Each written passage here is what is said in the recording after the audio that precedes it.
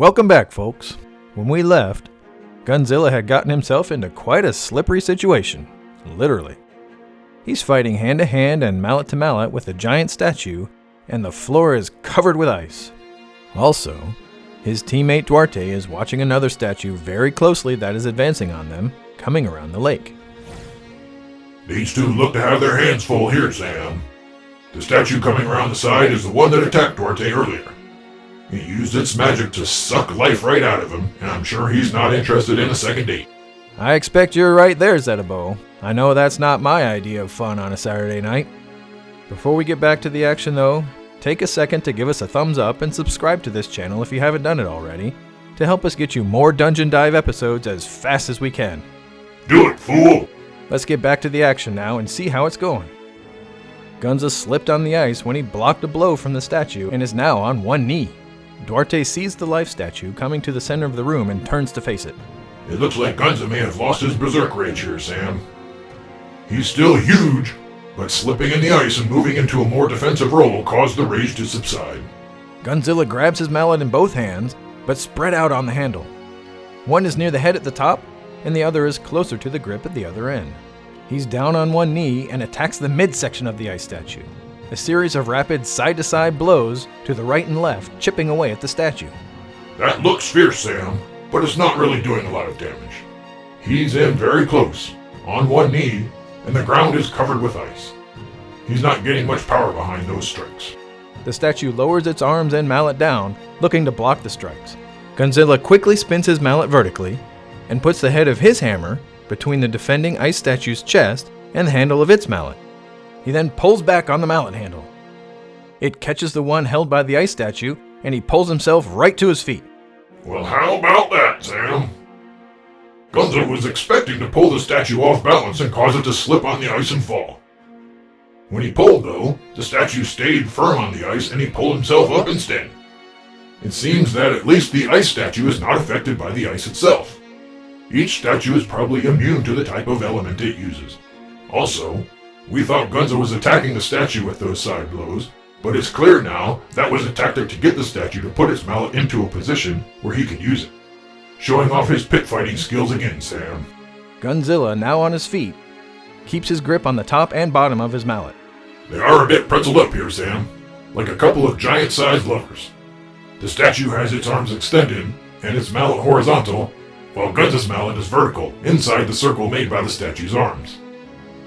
The statue seems to have the better position and balance, though. Gunza is reaching.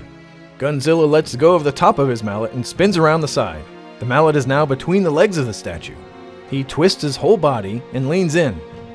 The mallet handle catches behind the knee of the statue on one side and in front of the shin on the other. The knee buckles and the statue folds down to the floor.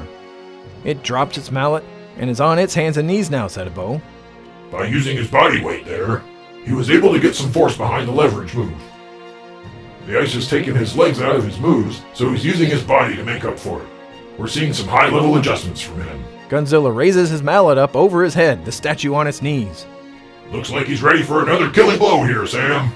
Gunzilla brings the hammer down on the statue's back with an enormous crash. Knocks it prone to the floor. Wow, Sam! I'm surprised that statue didn't snap in half.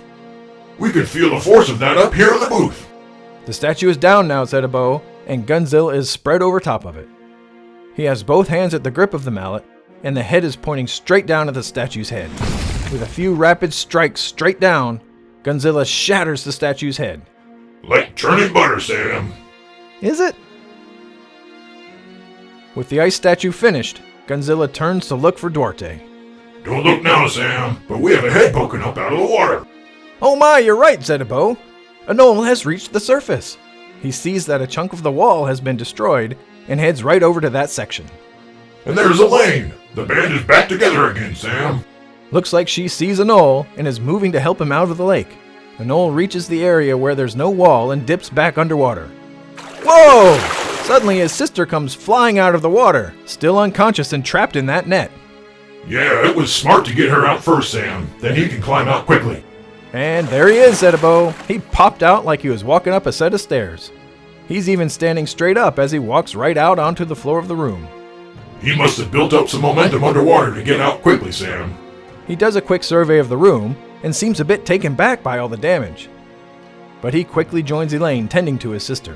While they cut her out of the net, let's check in on the two fighting the last statue.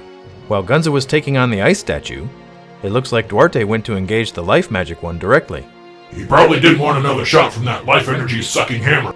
Duarte has out the warhammer that we saw him using earlier, and he's in close. He's knife fighting with him, Sam. Knife fighting with giant hammers. The idea is he wants to keep the action short range, no big wind-ups, and theoretically, no magic. That seems to be exactly what we're seeing, Zetabo. Duarte is taking quick jabs and thrusts with the head of his hammer, but staying in close. Duarte also knows that he has help coming. He probably assumed that Gunza would finish off the ice statue soon enough. He just has to keep the life statue occupied until the help arrives. And here comes that help, Zetabo, in the form of a giant ogre. Gunzilla makes his way around the side of the lake to where Duarte is sparring with the life statue. He looks for a moment, maybe sizing up the situation. Yeah, I think you're right there, Sam. He was probably checking to see if he had an opening for a bull rush or other such skill. Duarte blocks a strike from the statue, and he looks over to see Gunzilla coming his way. He smiles. Hey, what kept you? He was waiting for an audience, Zetabo. Doesn't he know he's in front of millions of fans watching this live? Yeah, Sam. I think he knows he can keep himself safe here all day long, but he can't do much damage to that statue himself either. Now that he has a big gun here with him, he can let Gunza do the heavy lifting. Gunzilla runs in to join the fray. We have Duarte directly in front of the statue, and Gunzilla off to one side. I'll keep it busy working on its legs. Look for an opportunity for an upper body strike. Roger that, Captain. Duarte starts taking quick shots at the knees of the statue. It steps back in an attempt to get some space. Gunzilla has his mallet up, ready to strike. Oops. As he does, Gunzilla sees his first opening and takes a big swing. His mallet crashes into the chest of the statue. It stumbles back from the blow. Yeah, I saw that coming. Both adventurers press the advantage and move forward before the statue can regain its balance.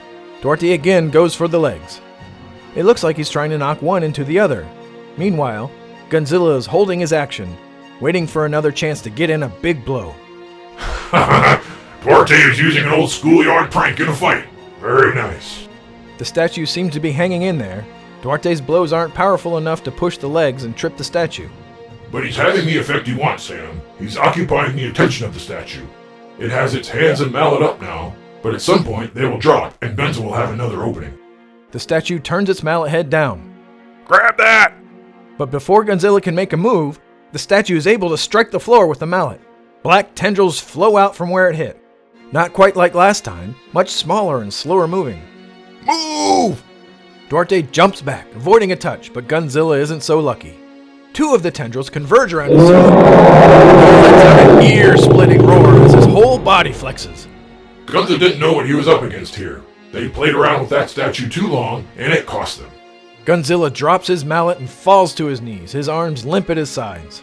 The statue moves back on the offensive, and is winding up to take a swing at a helpless Gunza, who is shrinking back down to his normal size. Duarte drops his warhammer and charges the statue. He pulls what looks like a long chain out of one of his side pouches. As the statue begins its swing, Duarte leaps up and crashes his body into its chest. He goes sprawling onto the ground and the statue is again knocked backwards. I think Duarte knew that would be the end of his defenseless teammate if he let that blow land. He sacrificed himself to save Gunza from a horrible fate. Scrambling to his feet, Duarte swings out the chain, wrapping it around the handle of the life statue's mallet. He rears up as high as he can and swings down with all of his might. He rips the mallet out of the statue's hand and it goes flying across the room and splashes into the lake. That was smart, Sam. Without the magic of those mallets, those statues aren't much of a risk. It's just a slow-moving rock now. Duarte moves over to Gunza. Hey, buddy. Hang in there, I got you. Duarte kneels down and lays Gunza on the floor. As the only person in this party who felt the agony of that life drain, he must really feel some sympathy for Gunza right now. It looks like Gunza's roar didn't go unnoticed, Zetabo. Elaine has left Anela in the care of her brother and is charging across the room. He'll be okay for a bit, but we need to end this fast. The statue is making its way toward Duarte, giant fists ready to strike. It now has two weapons, Sam. They won't suck your life out, but I wonder if it will be quicker with two attacks and more of a challenge. Lane comes to a dead stop about 15 or so feet from the statue. She quickly spins around and her shield launches out at incredible speed. Holy shit! The air hums around the shield as it hurls toward the statue. It strikes the chest with a thunderous crash. It then spins away, ricochets off the wall, and returns to a stoic Elaine. She snatches it right out of the air and just stands there staring at the statue. What a boss move, Sam! That statue has taken 3 solid hits to the chest now. You can see some cracks running across it. One more hit, and it should be done, Sam. You're right, Setabo. I can see some cracks across its chest. Small chips are falling off. 3, 2, 1. Look!